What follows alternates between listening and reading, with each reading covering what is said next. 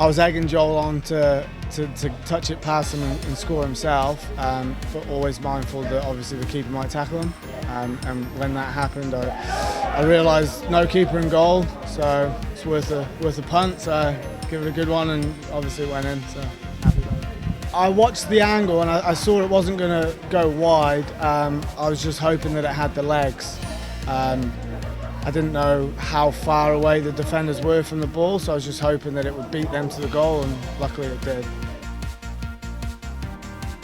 We've got to go into the game against Bar and get a result there and win and get some confidence from that. But then obviously into the semi-final, it's home and away, so we need goals in both games. So obviously having us share the goals, I guess, so you're not always reliant upon one player. That's a huge bonus. You've played Fijian sides in the Champions League before. I think you've played Bar and Nandi over the past couple of seasons.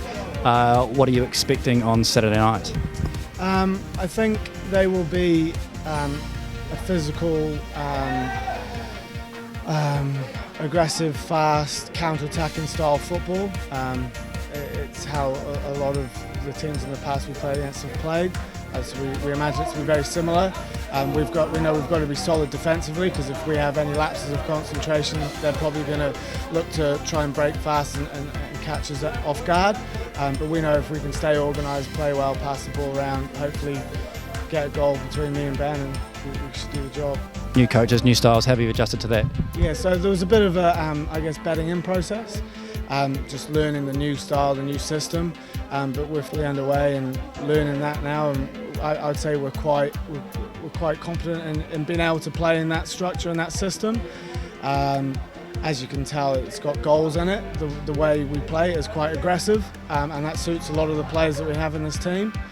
So it allows us the freedom to attack teams, as well as being structured through the core of the pitch, so we don't hopefully concede too many goals.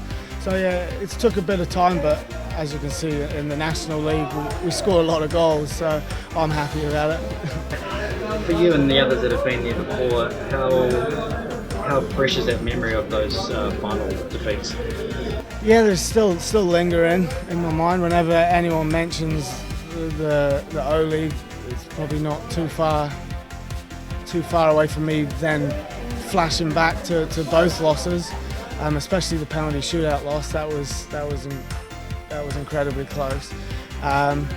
But yeah, I guess it gives us drive and determination. There's still a few of us from last year. There's me, Gully and Robbo from the first year. So obviously it drives us on. We want to do. You don't want to keep losing. You don't want to be known as forever the runner-up. So hopefully, all going well this year, we can change that.